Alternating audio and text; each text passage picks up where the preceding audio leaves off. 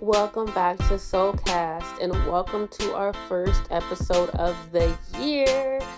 If you're listening in January, I want to acknowledge something first. This season can feel heavy. There's so much noise telling us to start fast, start strong, and start over. But today, we're choosing something different. Today, we're talking about starting soft and how redefining success might be the most radical thing you do this year. Before we even get into this episode, y'all, I want to be honest about something. I didn't start this year feeling ready. I didn't start it feeling clear or energized or ahead. I mean, slightly, but I really started it feeling human. January usually feels stressful. It feels like I have to push. It feels like I have to get my things together. I feel like I have new goals that are coming. I feel like I really have to start planning and organizing how my first quarter is going to look or how the year is going to look. And 5 years ago, the pressure I felt in those years was very intense because the new year, everybody's energy is like skyrocket high, right? Everybody is like, I gotta do this, I gotta do that. There's new year, new me, all this energy. And there's a lot of force. There's a lot of force to be better. There's a lot of force to do better. There's a lot of force to look better, to act better, like to be better, essentially. And this year for me, I have more of a soft approach this year where I'm allowing myself to just flow. I'm allowing myself to just flow into this new year like, hey, what's up? What's going on? What do I want? How do I want to feel? And when I sit in silence or when I allow myself to just be, that's when things start to come to me. That's when I start to realize, okay, this is what my year is going to look like. This is how I want to feel. And my personal goals this year, I'm not chasing intensity anymore. I don't want that intensity. I am choosing sustainability. I'm choosing a pace my nervous system can actually live inside of.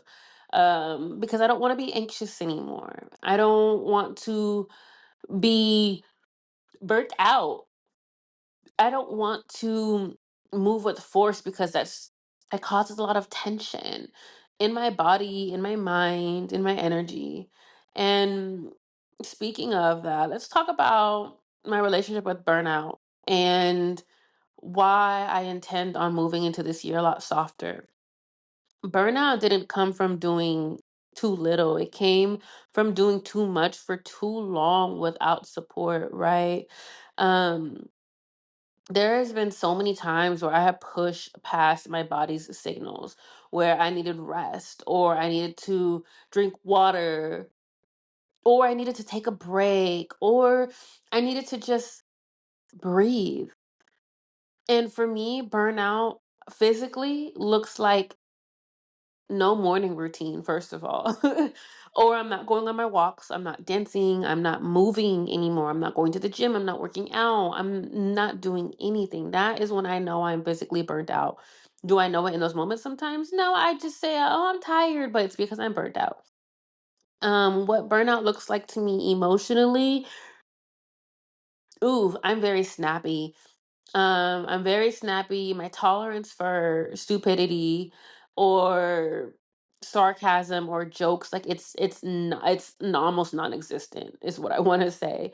Um, and the moments that I realize when I'm in that burnout stage and I'm like, okay, this isn't working. Sometimes I just realize I'm like, what is going on? Like, why do I feel so blah? And that's when I start to tell myself, well, Mila, you've been doing this, or Mila, you've been doing that, or you haven't had your personal time to yourself. You haven't took time. You've been helping this person. You've been going here. You've been going there. You haven't allowed yourself to just take a pause. So that's when I start to realize that, okay, I'm burnt out. And I don't believe burnout is a personal failure, right? I just believe it's a systems issue. and a boundaries issue. So for me, I have a very hard time. It's a lot better now, but I still struggle with it. With just not saying no, but saying, hey, I don't have the space or the capacity to do that right now, and not feel guilty. Right? Because I will tend to feel guilty. I will feel like, dang, like I feel so ashamed because I don't have the capacity to be able to do this. And for me, I realize like it's important to have people in my life who are very empathetic, who are very understanding and open minded, because those are the people who will always anticipate more than what you give off, right? And they'll be like, hey, are you good? Hey, do you need anything? And obviously, someone like me, I'm going to be like, yeah, no, I'm fine. I'm good. Don't worry about me. But then those people, you have those people who are like, yeah, no, you're not okay. Yeah, no, I need to talk to you. Hey, let me spit this to you really quick because it doesn't sound like you're X, Y, and Z, you know? And so that's when I, that's where I start to put those systems in place for myself, is having people who are able to read me and to know me when I'm not at my strongest, and to call me out on it, essentially. And everybody who knows Mila knows that she does not like being called out. I really don't, but I always put myself in spaces and around people who will call me out and hold me accountable, because I will do the same thing to other people. So I need to be able to accept that and receive that. Very hard. It's not the easiest thing for me. However, I'm working on it. So yes, burnout is definitely a systems issue or a boundaries issue where we need to start putting things in a better space and putting ourselves in a better place. And success for me, success used to mean like proving myself, right? Showing that I can do this and I can do that. And I still like, I'm not going to say I don't do this, right? Because that would be lying. I do this. I still try to prove myself in many ways. It may not be as drastic as I used to, but I still do it in subtle ways. Like in my relationship, I will overextend or overexplain certain things to kind of say, hey, no, like, I got this. I'm here for you. Like, I'm showing up for you. You can never say that I didn't do X, Y, and Z. And that's a destructive core belief of mine that I do still carry, that I am working on, right? So now I'm trying to reframe that meaning of success. And I wanted success to mean like protecting myself, not proving myself, but protecting myself, showing up for me, and making sure that I give myself the love, the care, the rest, the joy that I need for myself. Because the moment you stop showing up for yourself, this is what I've learned a lot in 2025, was that I have a lot of self abandonment issues. Um, I will abandon myself, my needs, my wants, my desires in order to put everybody else's ahead of mine. And what I'm stopping this year is that. Stop caring what people think about me when I create space, or when I stick to my boundaries, or when I make a decision about something I need to do for myself, in fearing that I'm going to be judged. I am going to stop that. That is my goal this year. This past year, I've learned to recognize like this is something that I'm struggling with. This year, I'm putting it into play. And I can't say it's going to be 100% like, hey, I got this down. No, absolutely not. Like it's new for me. I do, like I said, I do care about alignment. I care about my rest. I care about joy and feeling at ease. And um, for me, I think that success requires you to show up for yourself. Um, I don't believe that abandoning yourself is going to help you in the long run. It's completely outdated, right? We all used to be like, oh, let's show up for everybody, do this, do that. And in in the midst of you martyring yourself because you're trying to show up for the world. But They always tell us in the airplanes, right? Put your mask on first and then help other people, because how are you going to help people if you don't have your mask on and you can't breathe? So like that's something that I've been trying to keep in my forefront, right? If I can't breathe and I can't help people because I'm abandoning my mask, how do I expect to really make a change? How do I expect to really show up for people? So that is something that I'm recognizing, is that we've been taught that success requires urgency, that rest is earned, that slowing down means falling behind. But burnout doesn't happen because we're weak. It happens because we've been moving in systems that ignore our humanity. Starting soft isn't laziness. It's a nervous system aware response to a world that asks way too much. I want you to take a second and I want you to think and reflect on this question. Where did you learn that pushing was the only way to succeed? Just sit there and think about it. When did you first learn that the more you push, the more you're going to succeed? For me, I know that for sure. In school, they require you to focus so much on your studies. The amount of pressure they put on you to get good grades. If you get a good grade, you get a good GPA, you're going to get into a great college, you're going to have a great career, right? In school, they teach you that. And so I think that is where I learned that always pushing and always putting out, you're going to succeed. The more work you do, the more you'll be acknowledged. And what if success wasn't about how much you do, but how safe you feel while doing it? What if success looked like ending the day with energy still in your body, saying no without guilt, moving at a pace you can sustain? Your body is not an obstacle to success, it's the compass. Self abandonment does not mean success.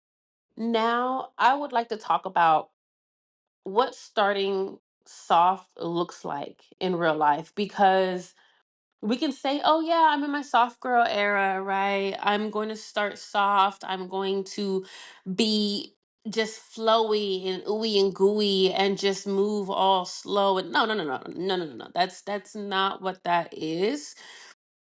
Starting soft, it doesn't look aesthetic, right? It's not pretty, it's not cute, it's not admirable in society's eyes. It actually looks inconsistent. It looks slower. It looks like choosing rest even when guilt shows up. And as I mentioned before, like I'm learning how to not self abandon myself, because I need to show up for myself. I need to be softer with myself. If I'm exhausted, I don't want to force myself into spaces to socialize or network or connect with people when I'm not 100%. And that is a bad habit of mine that I want to release. And with that, doing less sometimes is more. So if I'm staying home a lot more, and I'm not going out in these spaces, but I am at home, I'm reading my books, or I'm journaling, or I'm scheduling and recording and building my podcast structures and my social media structures. Like those to me might be less and to others might be a lot. But for me, that allows me to recharge and refocus. And I think that that's important. It's important to just start off soft, not full force, because consistency without compassion is just punishment in disguise. And we don't want to punish ourselves. We don't want to do that. So, if no one has told you this yet, let me be the one, okay? You're allowed to change your goals. You're allowed to start again mid-month. You're allowed to move slower than everyone else. Starting soft doesn't mean doing nothing. It means doing what's honest. It might look like one intention instead of five goals, showing up inconsistently without shame, choosing rest even when productivity culture disagrees. Consistency doesn't require punishment, it requires compassion. So let's do a gentle reframe. Let's go from hustle to support. Ask yourself this year, what supports me? What drains me? What pace feels kind? Success that costs your health, joy, or peace isn't success. So let's slow down together for a moment. I would like for you to place your feet on the ground. Take a deep breath in through your nose and longer breath out through your mouth. Ask yourself this: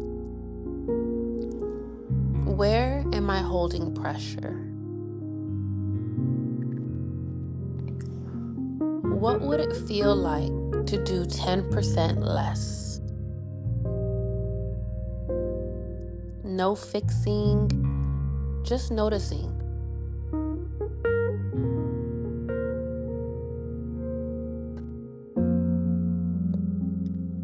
Really sit there and ask yourself gently and take these with you. And remember where you're holding pressure in your life, how high you're setting your standards for yourself, and how it would feel like if you just released 10%. What would change if you stopped trying to keep up? What would change? Sit there and think about what would change. How would I feel? What would happen? This year doesn't need your force, it needs your presence.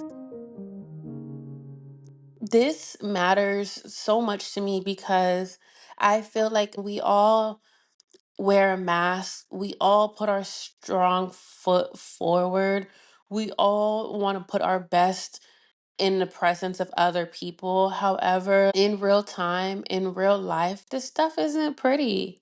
It's not cute. Sometimes it's ugly. But I want y'all to know that it's okay to take a moment. It's okay to love on yourself a little bit more. It's okay to take a break. If you take nothing else from this episode, let it be this: you are allowed to begin softly. You are allowed to change your mind. You are allowed to redefine what winning looks like. This year doesn't need your burnout, it needs your presence. Stay with me this month as we explore consistency, as we explore body trust and small beginnings without punishments. Thank you for being here, for choosing gentleness, and for trusting yourself enough to move at your own pace. Until next time, stay grounded, stay soft, and keep choosing yourself.